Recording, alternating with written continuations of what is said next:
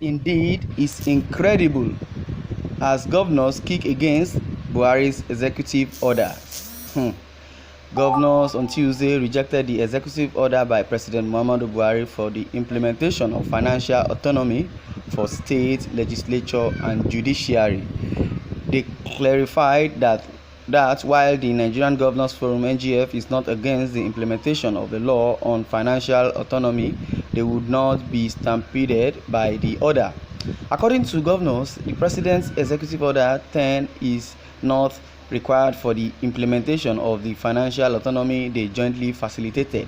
The governors said they were not consulted before the President enacted the order.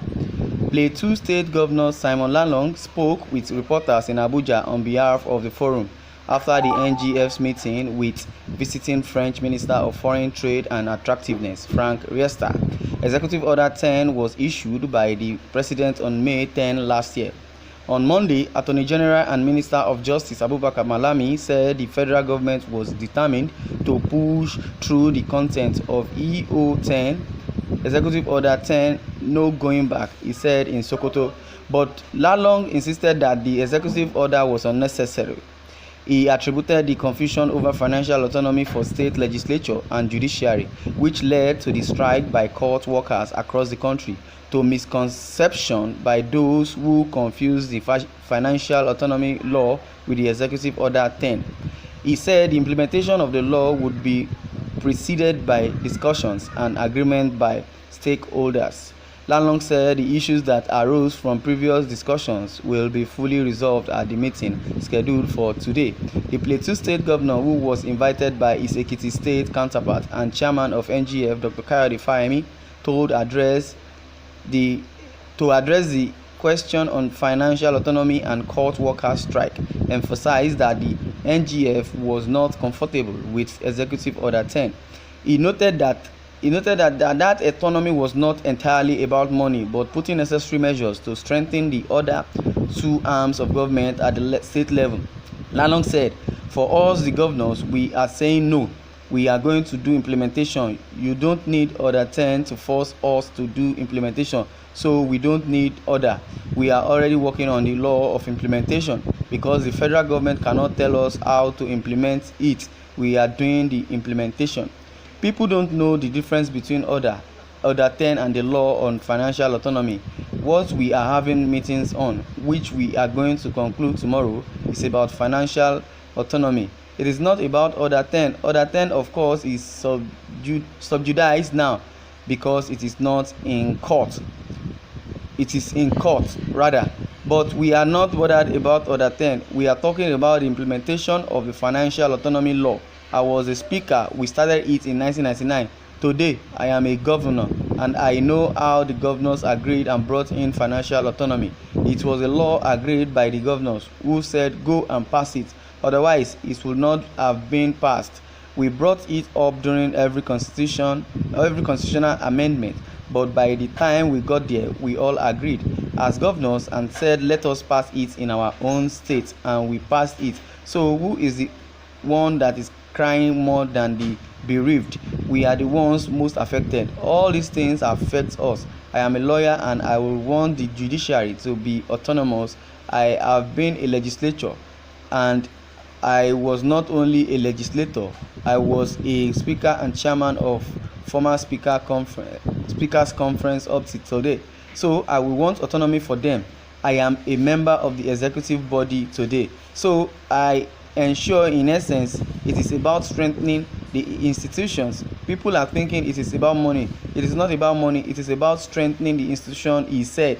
On why the governors were delaying in implementation and implementing the law, Lalong said, "We are not foot dragging. We were not consulted when the executive order came.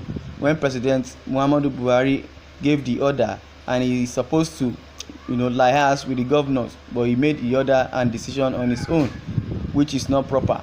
When you are talking about implementation, you are talking about processes. You don't wake up and say because a law is passed, it must be applied. There must be process. For instance, as a speaker, I will tell you that you cannot do financial autonomy until you have a service commission in place. You must establish a service commission. You must establish a state allocation committee, and all these are steps towards autonomy. You cannot achieve autonomy in a day. You plan towards it. We did it in the National Assembly, and there was no other turn for implementation. It took them stages. The federal government is aware. Some members of the National Assembly then are today governors. How can they say they don't want autonomy? Today we have 7 governors who were members of the National Assembly who fought for autonomy and got it for the National Assembly. Lalong said the attainment of autonomy is a process that cannot be enforced by the mere enactment of executive order. He said since it is democracy, the issue would be resolved through dialogue. He added, we have had useful dialogue with both the representatives of the judiciary and the state speakers. Yesterday they were in my state and we all agreed by tomorrow and today Wednesday we are going to round it all with all the representatives of the judiciary, the state legislature and other stakeholders. The French minister said France was ready to assist Nigeria to address its security challenge, adding that President Emmanuel Macron, who is the president of France, was following developments in the country. Riesta, who said his visit was a follow-up to Macron's visit to Nigeria in July 2018, said his visit was also intended to explore ways of improving trade relations between both countries. He noted that Nigeria is France's first commercial partner in sub-Saharan Africa, with bilateral trade standing at $4.5 billion in 2019, but reduced to $2.3 billion in 2020 as a result of the coronavirus pandemic. France, he added, is a major financial partner for Nigeria, being the second bilateral credit of Nigeria after China, due to the involvement of French Development Agency, which is FDA, which has engaged in more than 2 billion euros in the last 10 years in over 35 development projects. Implementation. Why would Buhari just make an order without consulting the people that are involved, especially the governors, that that the autonomy must stand? Because this our president, I don't think he makes order make arrangements with all stakeholders or the governor or the legislators to amend an order. He just carried out order on his own intellects, and he uses his own intellectual, but he knows that the Nigeria of today needs people, or needs the legislature or the executive or judiciary to agree before he can place any order. According to reactions of so many people saying, since you, the governors, are not against the financial autonomy granted to states, LGA and judiciary, then you should allow the executive order to stand.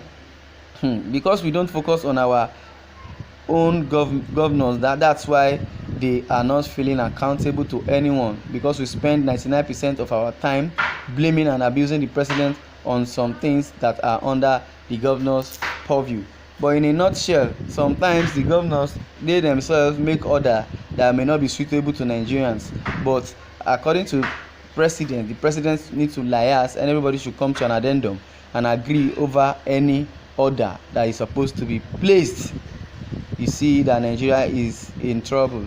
So many devastating and controversial statements going on social media or in the legislative house or representative. Well, you are listening to Independent TV 7. In order for you to lay any comment, go to the comment section and also subscribe to our channel, and don't forget to share this news. Let everybody deliberate. Thanks for listening, and God bless.